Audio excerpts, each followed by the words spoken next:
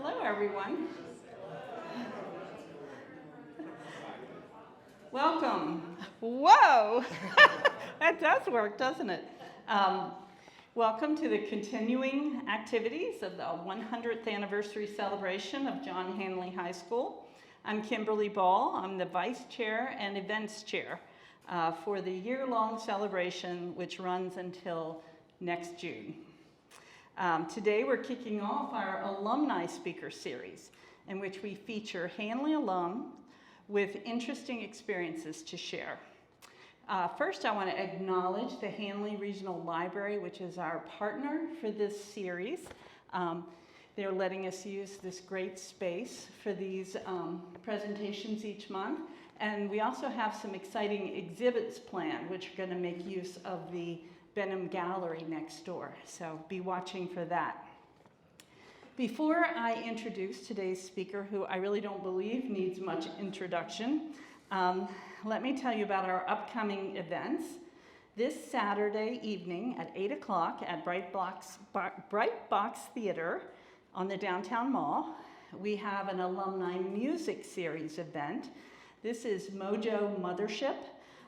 Their music is described as funky, southern fried rhythm and blues, rock and roll, and boogie woogie, all wrapped up into one band.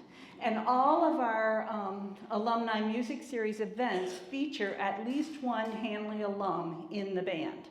So come for that. Tickets are only $15 and can be bought online or at the door.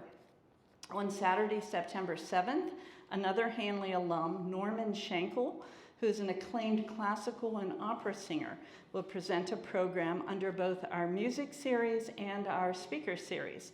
Norman will perform to piano accompaniment and talk about his career since leaving Handley and Shenandoah University as an opera singer.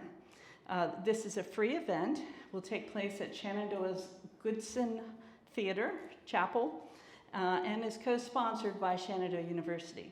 So one of the exciting things about this year-long event is all the partnerships that we have with various community organizations. On September 16th, another music series program at the Bright Box featuring a Latin salsa band from New York City. Again, with Handley alums in the band, and that group is called Zapote. On Saturday, September 23rd at Handley, there will be a craft and vendor fair, which will feature Handley merchandise and crafts, and you can get all of your Handley swag in time for homecoming, which is in October. On October 4th, back here at the auditorium, our next speaker series event will feature a fireside chat with Handley alum Jimmy Wilkins, interviewed by local celebrity Barry Lee. This program coincides with Jimmy's recent release of his memoir and will include interesting reflections of his life. And finally, during the first 2 weeks of October, the entire community is invited to help celebrate Handley's anniversary during a period that we are calling Maroon Mania. And that's when the whole town will be invited to decorate homes, yards, cars, pets, whatever.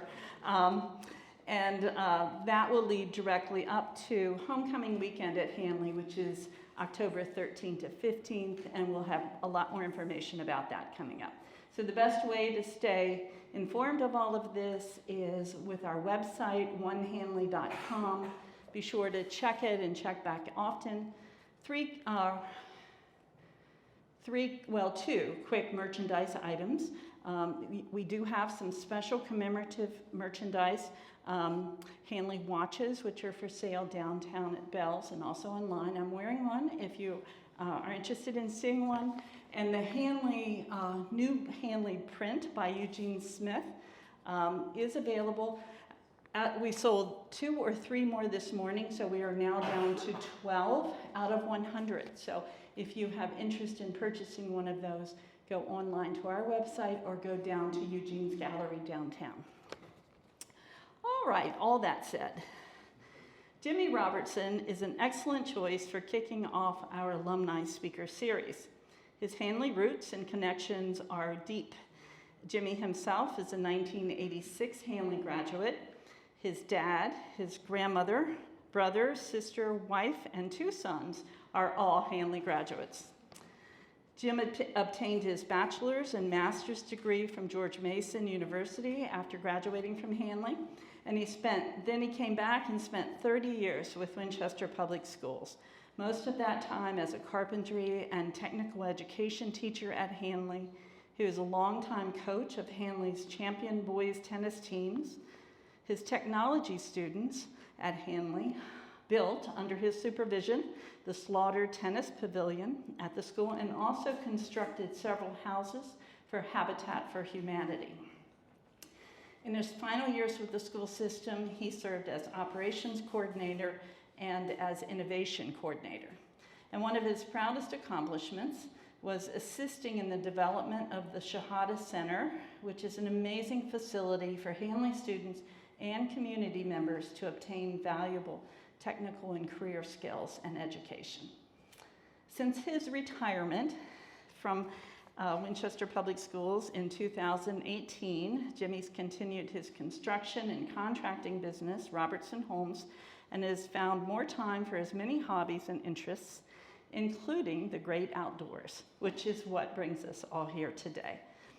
I'm going to let Jimmy take it from there and tell you about his experience along the Appalachian Trail, and also introduce his very special co-presenter, who is also a Handley grad.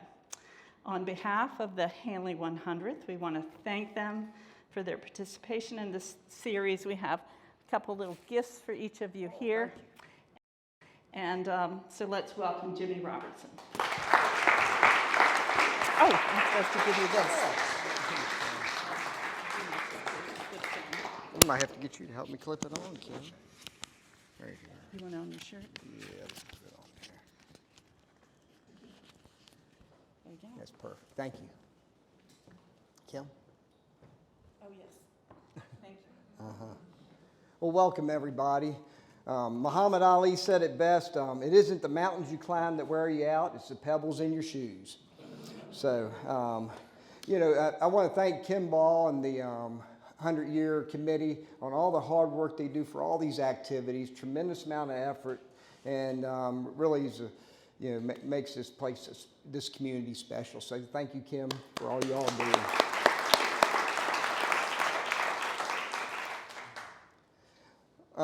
Well, in 2021, I got a chance to hike the Appalachian Trail with my 18-year-old son. It was an epic adventure. It's one of those once-in-a-lifetime activities, and to be able to do that with your son, it's priceless. I'm just going to do a couple fast facts about the Appalachian Trail, just to let you know what it is, or the Appalachian Mountains themselves, actually. Appalachian Mountains run from Alabama to Newfoundland. It's a very long stretch of mountain range, oldest in North America, and they're higher than the Himalayas before they've been eroded down. The actual trail, it's in our backyard. You can access the trail from many locations from around here, and a lot of people don't even realize how, the trail's right here. You can get it in Front Royal, you can get it off Route 50, Route 7, Harper's Ferry. Those are just many locations that it comes through. But it does run from Georgia to Maine. It goes through 14 states, 2,200 miles long. And if you hike it all, it's like hiking Mount Everest 16 times. It's a lot of ups and downs. Has some of the most diverse plant life on this planet. You have wetlands, you have ferns and wooded forests and just tremendous spring flowers. The scenery was just absolutely gorgeous. You can see my son wading through the flowers. You have the fall foliage. I had a chance to hike both early spring and into the fall. You even see grasslands on the Appalachian Trail, and then you get high up in the mountains around 5,000 feet, all of a sudden the foliage changes. The plants have to get a little tougher, a little bit more hardy. There's also wildlife. Imagine that. You have deers, you have birds, you have amphibians, and you also have wild ponies. They're located in Graceland Highlands down in Virginia. There is a famous horse there. His name's Fabio. So. Yes, there's snakes.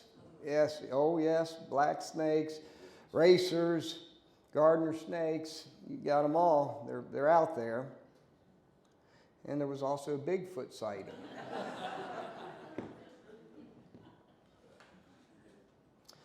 But our journey began. So in 2020, school shut down because of the pandemic. And my son, he was in high school at the time. And he really didn't enjoy the online learning experience. And, you know, he had a little extra time on his hands. He couldn't really go anywhere, whatever. So he remembers me talking about the Appalachian Trail. I know Dr. Van Hukelem's here, and I remember having conversations about the trail with him as well. You know, it was something I've always wanted to do, and my son embraced that idea, and then he started doing research on it. He started looking up hikers that hike the trail, all this equipment. You know, it's a lot of research. So if you ever want to do the journey, you got to start with the research. There is quite a bit to do. You just don't decide to get up in the morning and hike the Appalachian Trail. It just doesn't happen. So with my son, though, I'm going to go ahead and introduce him, is a 2021 Handley grad, currently enrolled at Liberty University. He is a full-time teaching assistant at Daniel Morgan, and I guess he would say probably so far his biggest accomplishment is being a 2021 through hiker on the Appalachian Trail. Let's give him a hand. He's going to hike in here.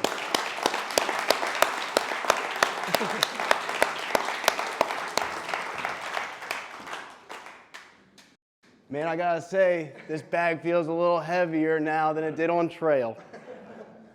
So tonight I really wanted to show you kind of what we packed in our bags, how we kind of lived our daily life on trail, and we're gonna do that through going through a shakedown.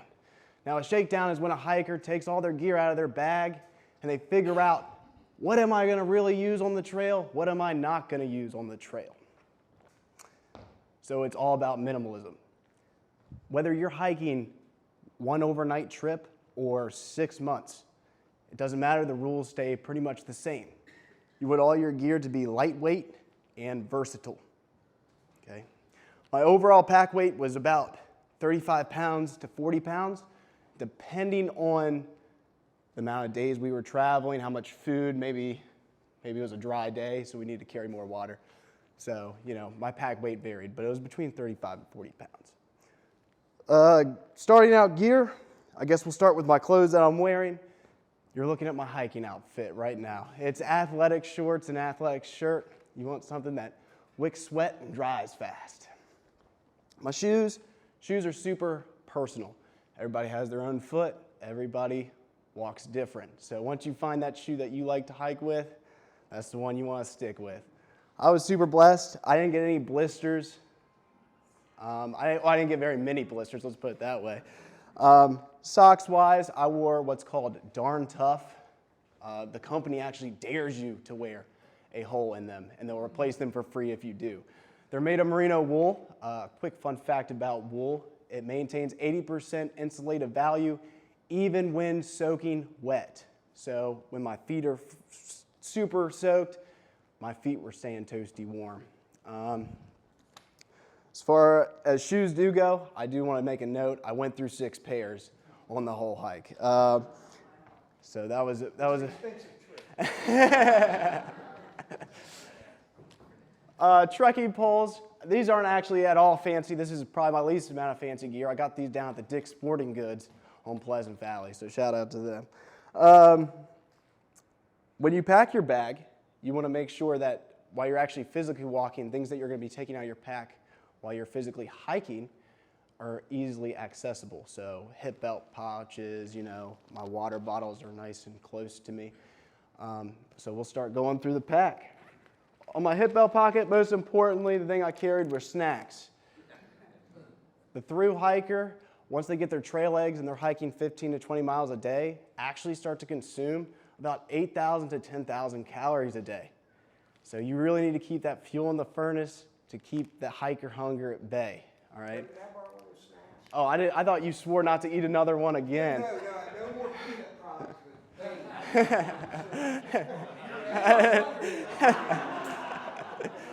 I got a couple of Cliff Bars in here too if you want those. On my other side, on my other hip belt, I carried one of my favorite items. It's actually a great emergency tool. This is called a Zoleo. People want to know how I stayed in contact with everybody while you're out in the woods. Well, this device is actually a satellite communication device. It connects to your phone. You could send text messages from anywhere in the world. It would go from a satellite and then go out amongst there. But you also had a check-in button, so you would press the button and it would send coordinates to a loved one or whoever was connected to that app at that time. And that was my mom. That's who I was sending coordinates to every night when I was at camp or when we were at camp. Don't hit SOS. Yeah, don't hit SOS, because right when you hit SOS, it's distress call. People are coming for you. They're going to know your location. So that was a great tool. I also kept in my hip belt like headphones and some other things to break up the monotony of the day. I also carried my headlamp in there somewhere because we were usually hiking from morning till dusk, and at night when it hits dark, you don't want to take off your back and pack and spend a bunch of time rooting through it. You just wanted your headlamp right away, right at disposal.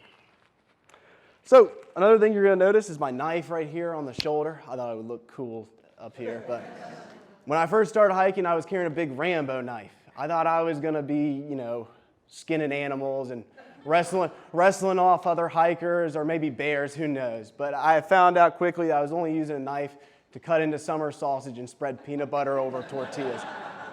So that was my small little knife. I had to downgrade. The last thing I had fast at hand was a water bottle. A lot of people I see hike with like Nalgene's and metal water bottles, but a thru hiker would go for a plastic water bottle every single time. If it happened to malfunction on trail, you could buy a new one at the gas station down the street, right? You thirsty? So 1 liter, that's 1 liter of water exactly, which weighs about 2.2 pounds. So if you're carrying 3 liters of water during the day, you got 6.6 pounds adding up like that. We go through 4 to 6 liters a day. When I would actually take off my pack, which is pretty rare, I'd usually be at a water source. So the first thing I would want to do is start to filter water. And what I use for that is this platypus water bladder. It's a 2-liter bladder. The main thing to keep in mind when you're filtering water is to keep separate the dirty from the clean. So, but this is the water filter we use. It's called a platypus. You screw it on to your bladder and you squeeze the dirty water out, and out comes the clean water into your clean bottles. So that's all that filtering water took. Sometimes if we were running dry, or like at the trail, not a lot of water sources at that time, we would hike with an extra 2 liters of water, and then we were able to filter water on the go. We wouldn't have to stop at like water sources and stuff. So that's great. On the outside, you're probably wondering, what's that big piece of cloth on the outside of his bag? It's called a shemagh.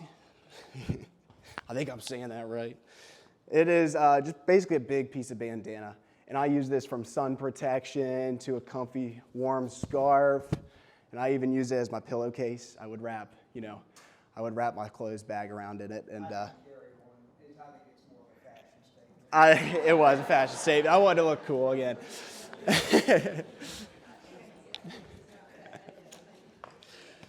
On the top of my pack, this is what they call the brain of the pack. In here, I kept quick access. My rain gear, it's going to rain on you all the time. You're going to be soaking wet. There's just going to be those days. And rain gear really helps to keep you dry, So this is the pack cover. It goes around the pack, of course. I also carried a poncho. It half covered my pack and covered my body. And just in case an emergency, you could use it as like a shelter. I also kept in there some gloves for those cold breaks. This right here is my second sleeping pad. This is my backup sleeping pad. I carried 2. I slept very comfortable on trail. Everybody complained about their back being sore, but I had 2 pads to keep me nice and comfortable.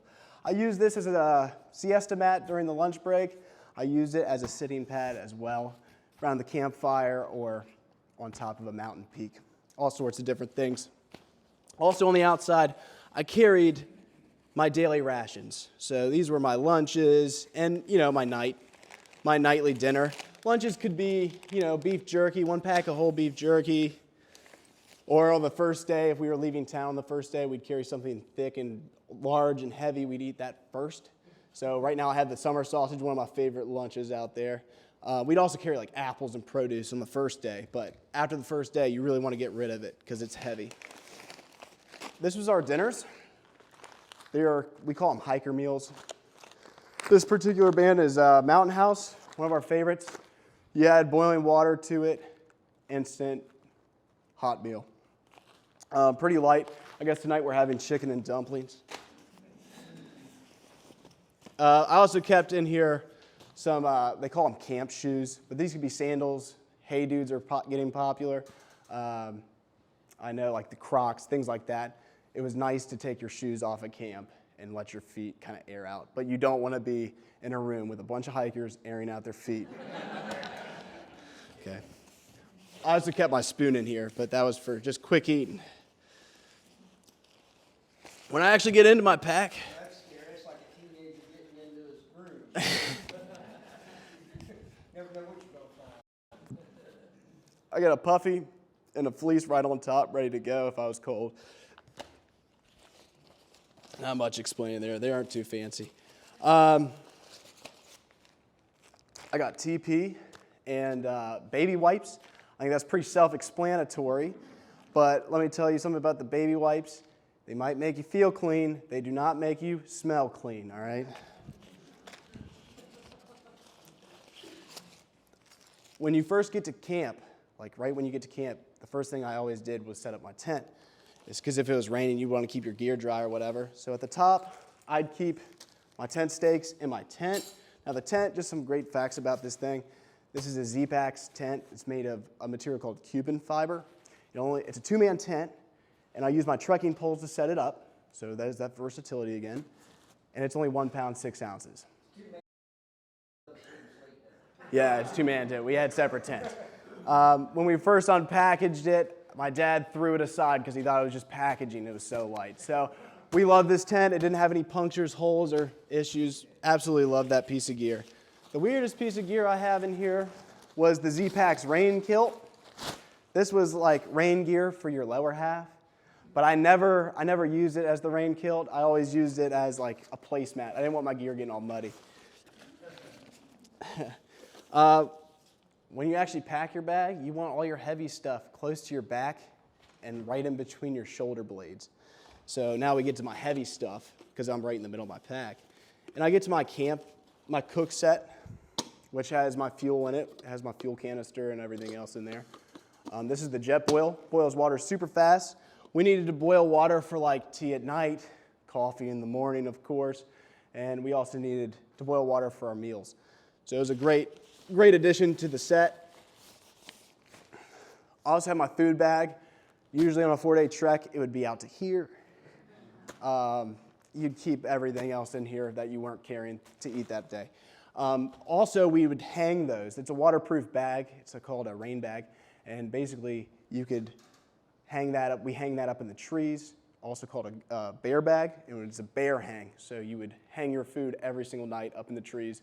So rodents and other kind of critters and even bears wouldn't get into your campsite or go for your food. What else I got in here? All right. Here I have my Diddy and clothes bag.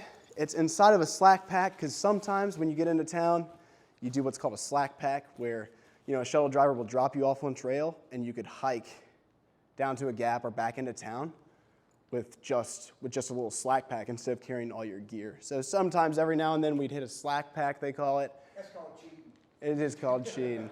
But every now and then we'd hit a slack pack and rest up and we'd get an extra 16 miles a day without carrying the heavy weight. I also carried, you can hear some Advil and things in there like that. This is a Diddy bag. So you keep things like your phone charger, your hygiene kit, things that you might need throughout the trail. We also have like repair kits and moleskin for your feet and things to maintain your gear. Phone charger wise, everybody asked me like, did you carry a solar panel? I said, no, I didn't carry a solar panel. I always carried this little portable charger. and I never ran out of charge on my phone. I also put my clothes in here. It was just like an extra change of clothes. This is my second sleeping pad. It's blow up. There's not much to say about this. It was just an air mattress, and I would throw it on top of this bad boy, and it wouldn't slide around my tent, which they call tent surfing.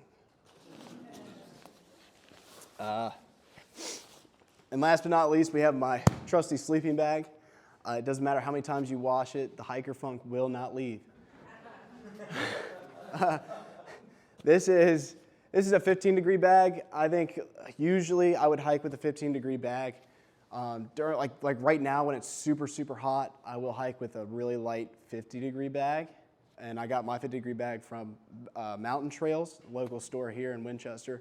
So shout out to them for hooking me up with that gear. But this here was my go-to bag for any kind of occasion. This is a 15-degree bag called a Nemo spoon. So this is everything you need to live out in the woods for 6 months right here. This will get it done. Yeah.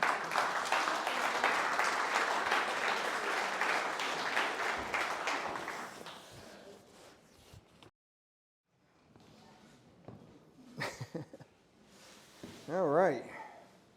Well, our journey began. We hit down to Dawsonville, and one of my favorite places in Winchester is Panera. I love Panera coffee. And it just so happens, by chance, right beside our hotel in Dawsonville, right before we get on the trail, they had a Panera. I was two-fisting coffees and eating as much as I could possibly get into me, because that is the last taste of civilization I was going to have for 6 months. I knew it. So had arrangements with the shuttle service, Big Mama's shuttle service. She came by and picked us up there. She pulled up in the little bus, and she comes out and she says, "Mama going to take care of you all." I said, "Oh, we're in for it now." But Mama was a gregarious character, and she drove this school bus down these windy roads for 20 miles, bringing us to the trail. And I was asking her, well, about what she does, and she tells us about the trail. I said, "So you just basically take hikers to the trail?" She says, "Oh no, I bring them back too." I said, "What do you mean bring them back?" She says, "Well, after they hike for 3 days, they're done. They're not going any further." And she says, I can look at somebody and tell if they're going to make it or not." So I didn't ask her, but as we left the bus, she handed me her business card. So Braden and I got on the mountain, started hiking in the mountains of Georgia. I was looking for peach trees, and there was none to be found. It was just very mountainous. Well, after about a day or so, a couple of days out in the wilderness, you wonder, well, how in the world did you find your way around on the trail? Where these white blazes. There's 165,000 of them located along the trail all the way from Georgia to Maine. So you look for these white blazes. There's also, you run into these blue blazes. And the blue blazes are little offshoot trails that might lead you to water, or maybe another way around, or around an obstacle or something. So those are called blue blazes. There's also some other blazes on the trail. Some people say there's pink blazes, and that's when a hiker follows a love interest. There's also yellow blazing. Yellow blazing is when hikers go to the big areas, but they don't walk it, they take a car. So we have a good time with the blazes. So we get down to the first time we could actually get off the trail. It's about 3-4 days in Georgia. And right there's a tree, and it's decorated with boots. Everybody, there's a lot of hikers. They are done by this time, so they throw their boots up on the tree. They call Mama. She comes and gets them and takes them home. But we were all pretty excited because Braden and I, we decided we're going to keep going. So we keep hiking. So there's a lot of other hikers decide to keep going too, and we're excited that night because we're going to get this thing done.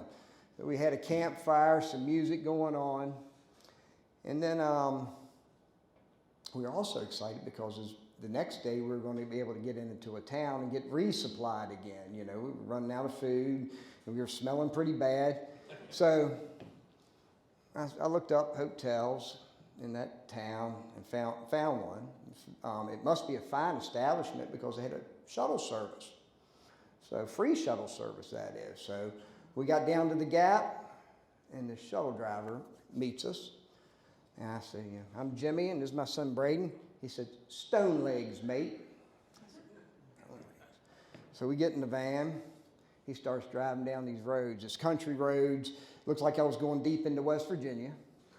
And I go, "Stone legs, is that your real name?" He said, "Oh, no, mate. That's my trail name."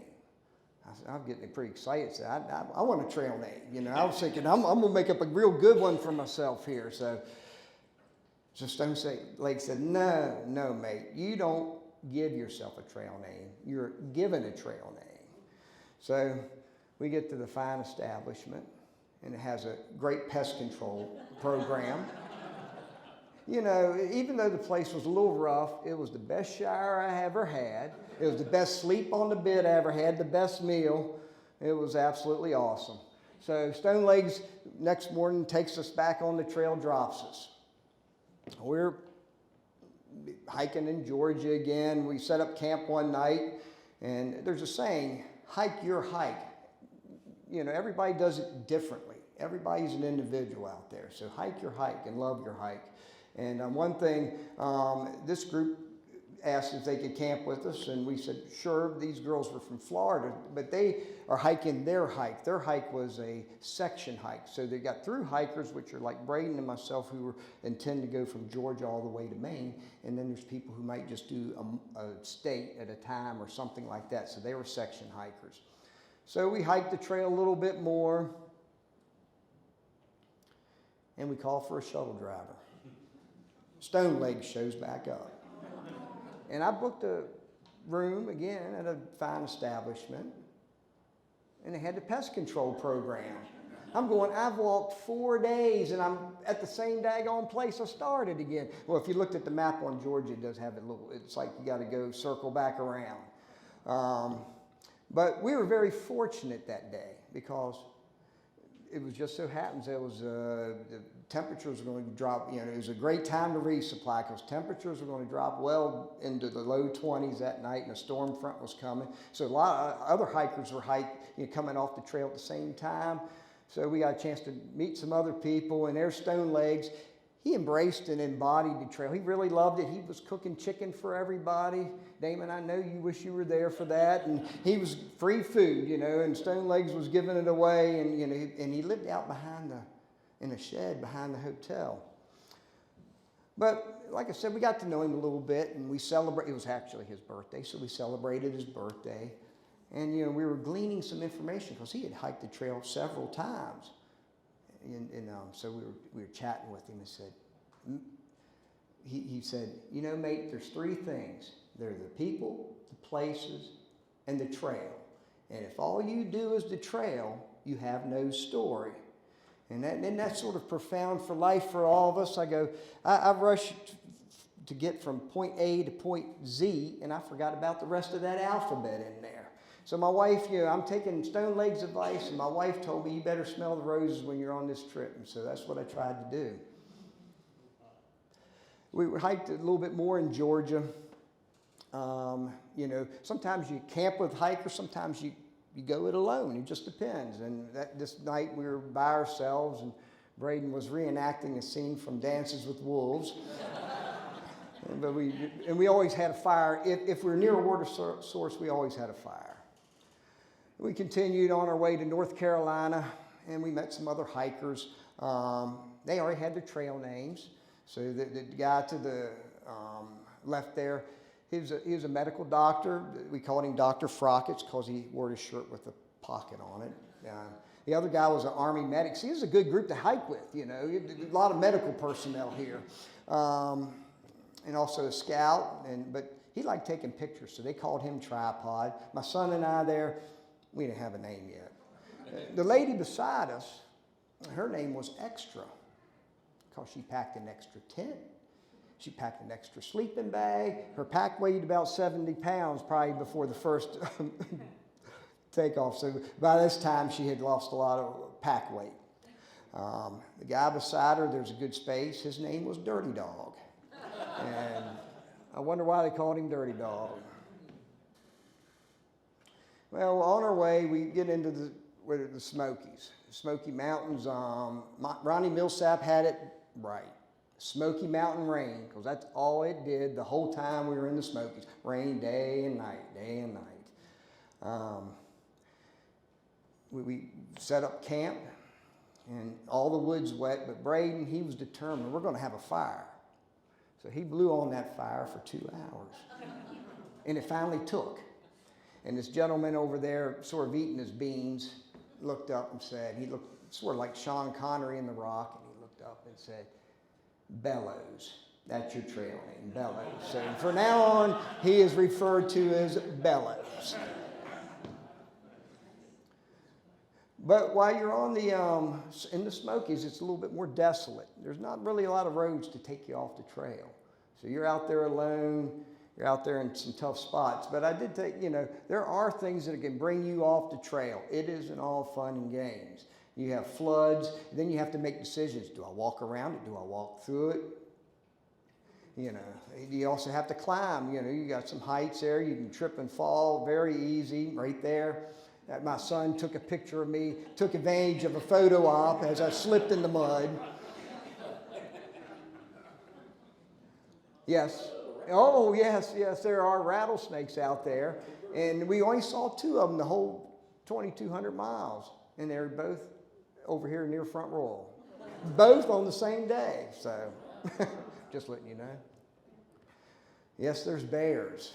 We were run out of camp one time from bears. So what we did, as Braden was mentioning, we hang a bear bag. So we were hanging a bear bag. Here's another hazard. Our bear bag got stuck up there. That's all of our food for the whole week right up there.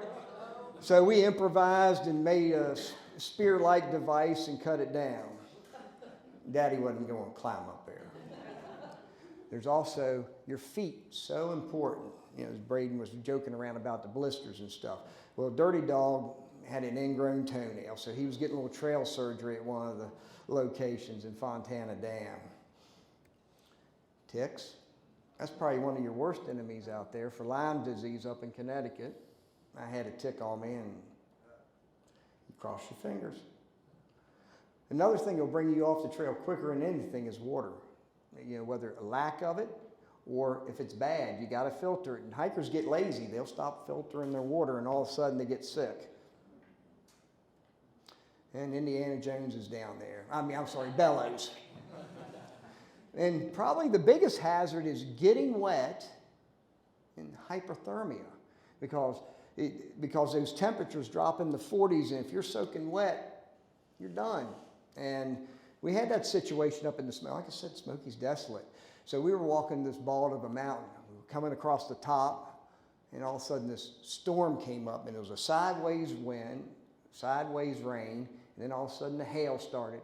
And all of a sudden the lightning started. And I mean, like lightning, I'm going to get hit by this. So Braden and I said, we got to get behind this rock. So we tucked in behind the rock and let the lightning pass, but it's still raining, the cats and dogs. So we continue to walk. Temperature's dropping now down into the 40s. We're all soaking wet, and we all get to the shelter. A lot of other hikers are climbing in there to that same shelter. Well, this lady just ahead of us, she had an umbrella during the lightning storm, and she was struck by it and burned her foot, decimated her shoe, and we offered, we're going to go ahead, and I was thinking, well, we might have enough personnel here. We might, because I know the road crossing's about 4 hours away during a storm, but we could maybe have enough people to carry her down. But she didn't want to go. She didn't feel it was life-threatening because the Rangers were coming the next day, from what we understood. But this shelter people start packing into the shelter. It's made for 10 people, and they're just packing in. There's 30 of us standing around there shivering, soaking wet. And I thought about it. I said, you know what? I can stand here and shiver with everybody, but in 4 hours, if I just walk through this little bit of rain, I'll be in Gatlinburg. So that was a no-brainer. I was at Gatlinburg in a restaurant in 8 hours, so it was perfect. And then we got a chance to see, we resupplied. My wife actually came down to visit us in Gatlinburg, and one of Braden's friends from college came up and visited. And there's Dirty Dog. He smelled a lot better at that time. He must have had a shower. And there's the doctor. So my wife drops us back on the trail after a fun time in Gatlinburg. But you can see it's pretty cold. And it's cloudy, getting ready to rain again. So Smoky Mountains, you can see kind of the fog. I guess that's why it gets its name. I'm not 100% sure. But when we come down the bottom of Smoky Mountains, you go into, there's a little hostel called Standing Bear. So that's a hostel is where hikers will hang out. There's like a bunkhouse. Sometimes they put little sheds up.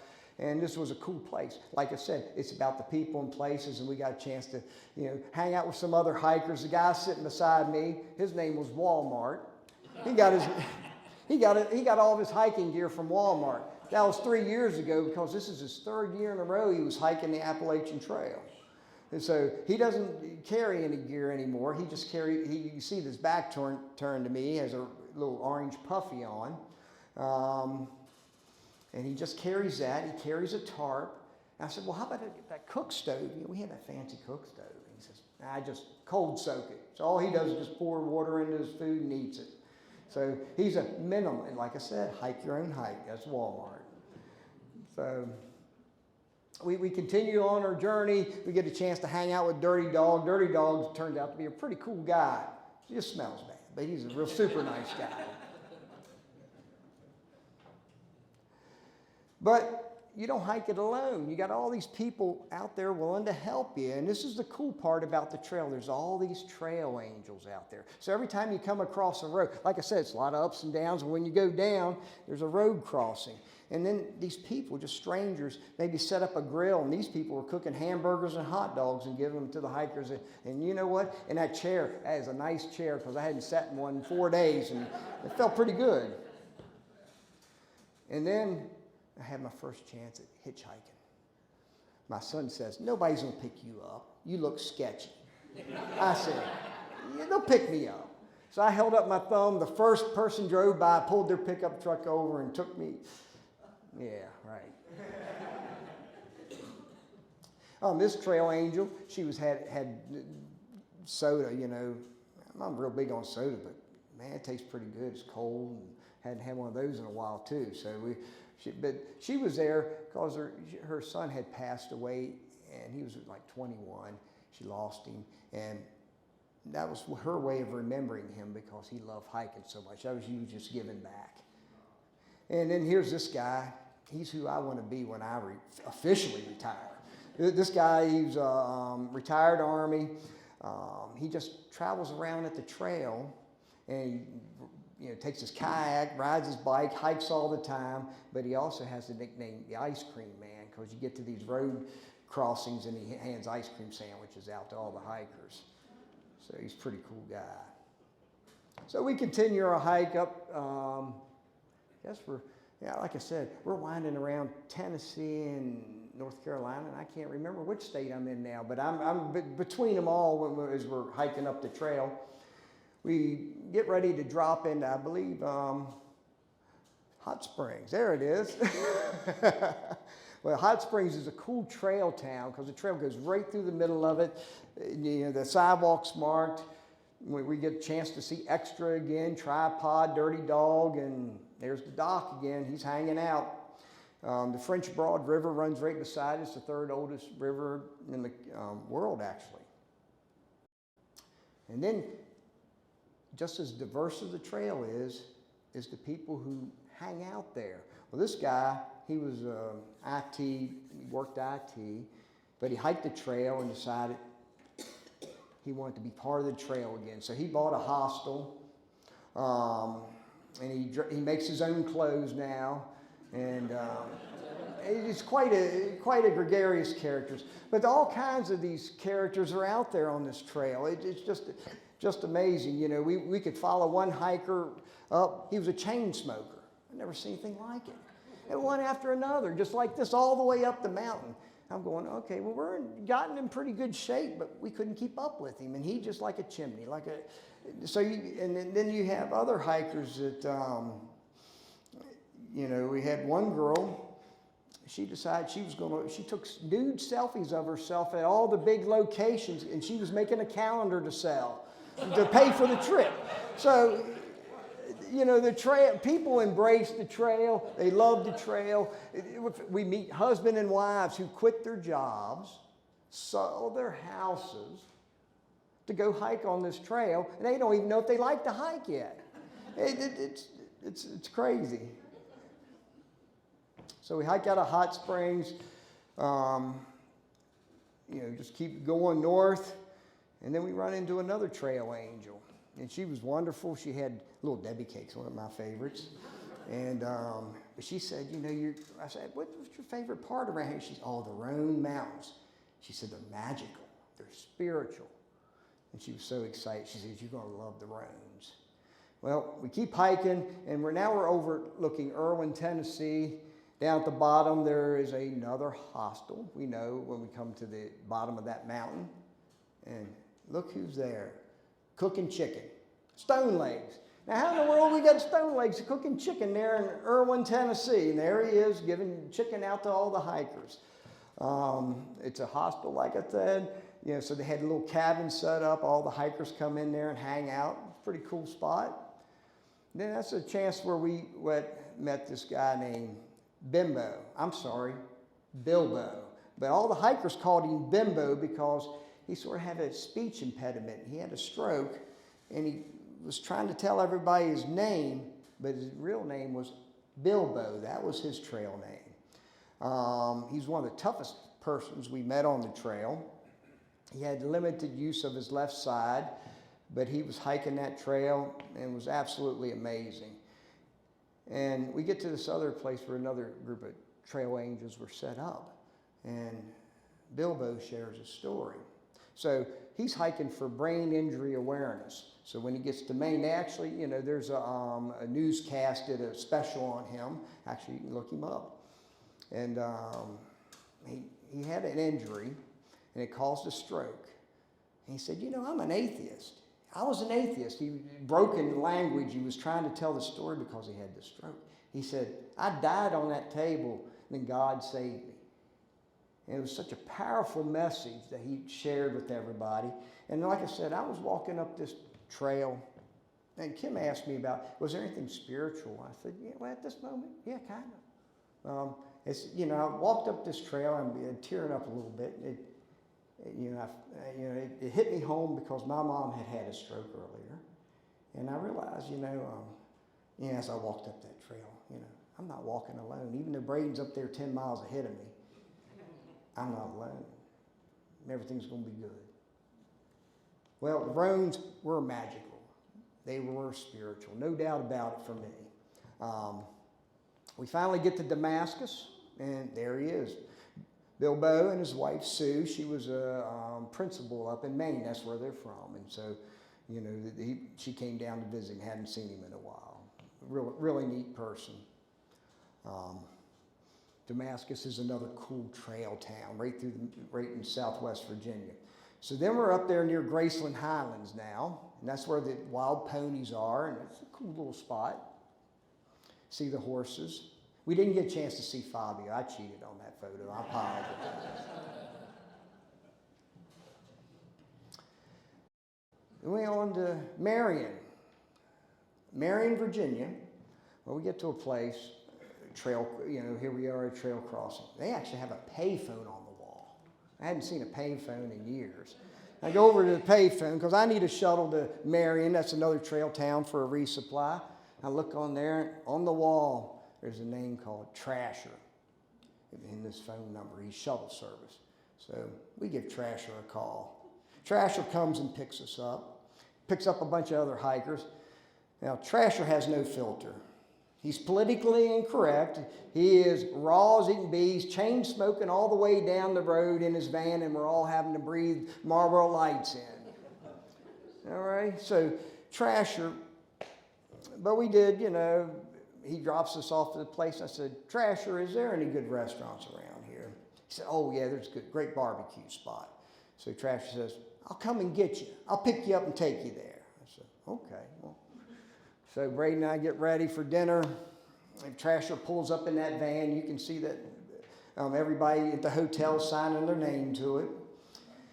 Trasher takes us into the barbecue spot. We have dinner with actually, he joined us for dinner. So he sat down with us and we're eating dinner with Trasher and Braden. Barbecue was great. And it came time for the bill and no bill came. I said, well, where's the bill? Trasher picked it up. Trasher, the shuttle driver, picked it up. Like I said, no filter, raw as he could be, but he picked up the tab, Vietnam vet. So then he proceeds to say, hey, I'd like to show you around Marion. So we get in the shuttle drive. And he shows us all these different spots that he knows well. It's the people that are in need in Marion. And he goes and picks up food from restaurants and grocery stores, and he knows every family. He takes them food. So you know, angels smoke Marlboro Lights sometime. Trasher's a pretty cool guy. So you can't judge a book by its cover, and we learned that on the trail fast.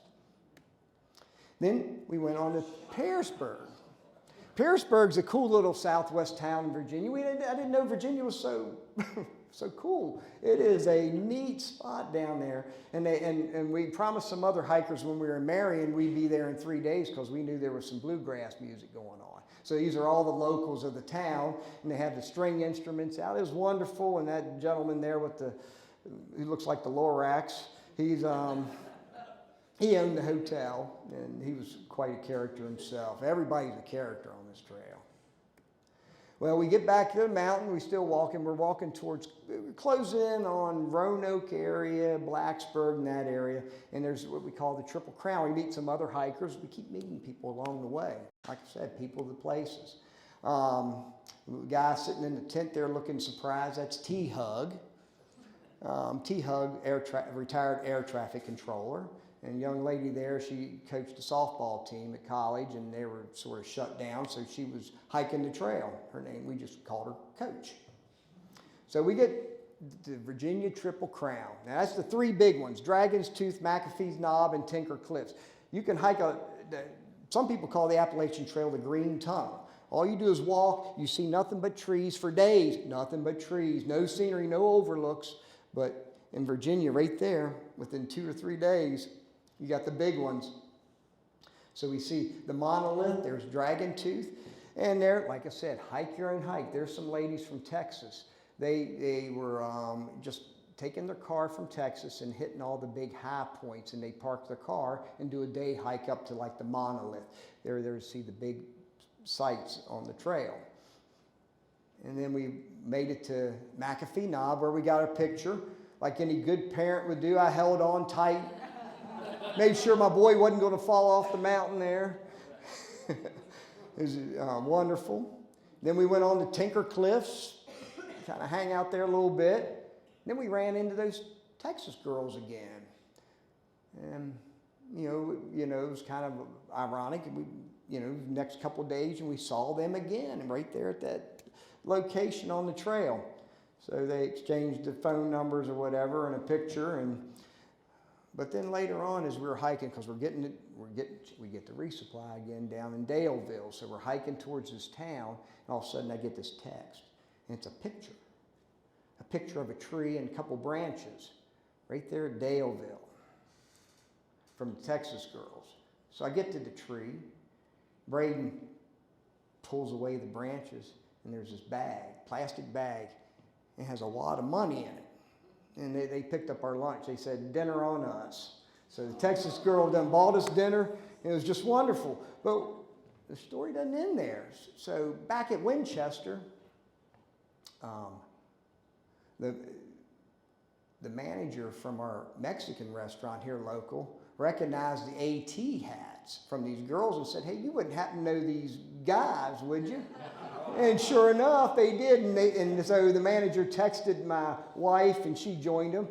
And they picked up her dinner tab, too. So it was pretty cool. You realize it is a small world out there. Well, we're on the James River. There's Glasgow down there you could stop in and resupply. Natural Bridge. But I'd never really been to Natural Bridge, so I wanted to kind of check out Natural Bridge while I was down there. So I took a shot at this. I said, I wonder if Stone Legs is around. So I give a call. Sure enough, he says, mate, I'm 20 minutes away.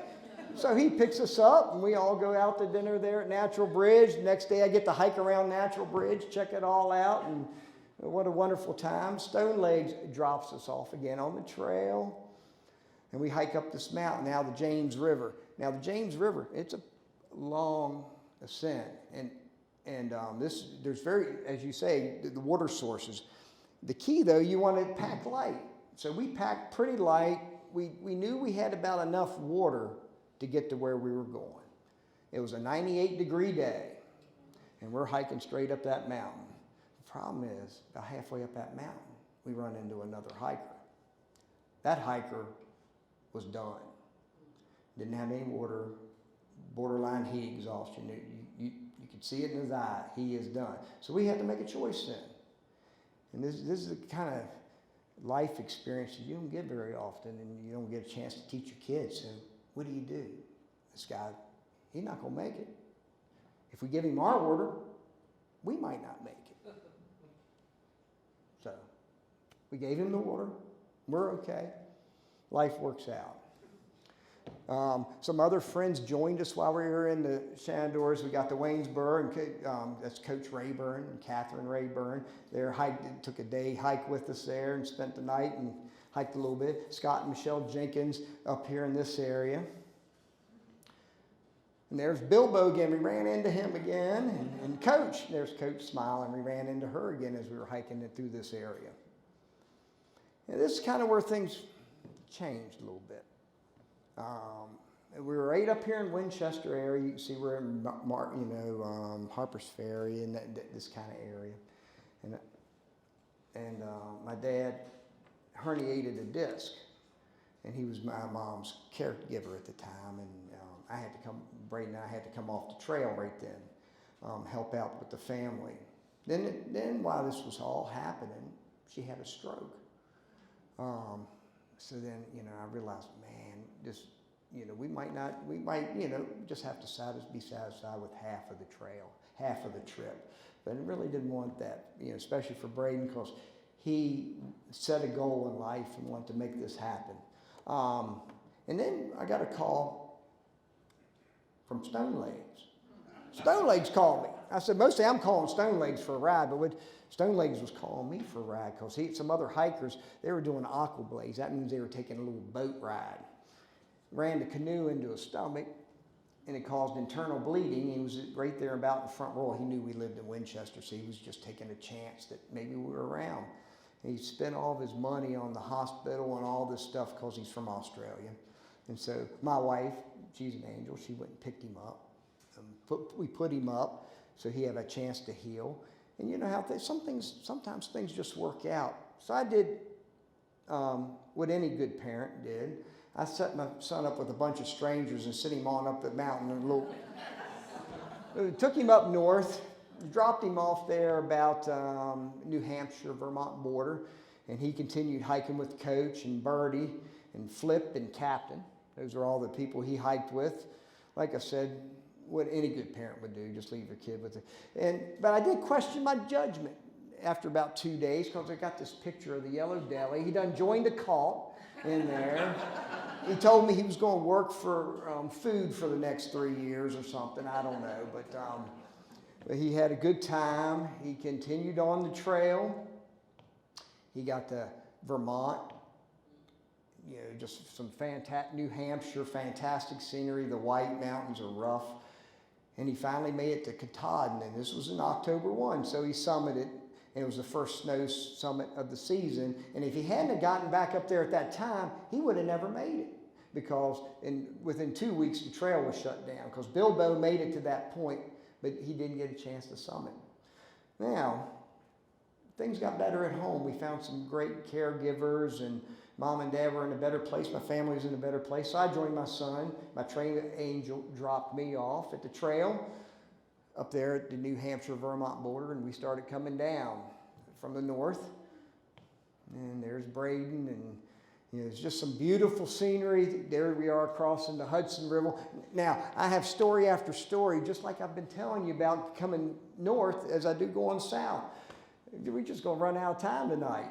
And, you know, here's Grandpa, there's Jive Turkey, just more, like I said, the people and the places are just incredible. There was one night, I'm going to tell you one story. It was my birthday. We were hiking there. We were about a day outside of Harrisburg, PA, up on top of a mountain. The big storm was coming up. The temperature had dropped into the 40s, big wind, and we didn't know if our tents were going to hold that night. And we knew we were getting rains and just didn't know quite how it worked. I can remember sitting in behind a log with my meal and celebrating my birthday, and the wind blowing over top of me, and we're looking at each other, and he says, "You wouldn't have it any other way, would you?" I said, "No."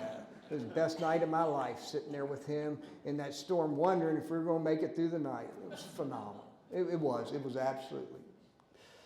Well, we continue hiking. His brother joins us there just for the last little stint. We get to go into Harper's Ferry, and then our trail's complete. What an adventure of a lifetime. And congratulations to my son for being a true through hiker, and very nice job.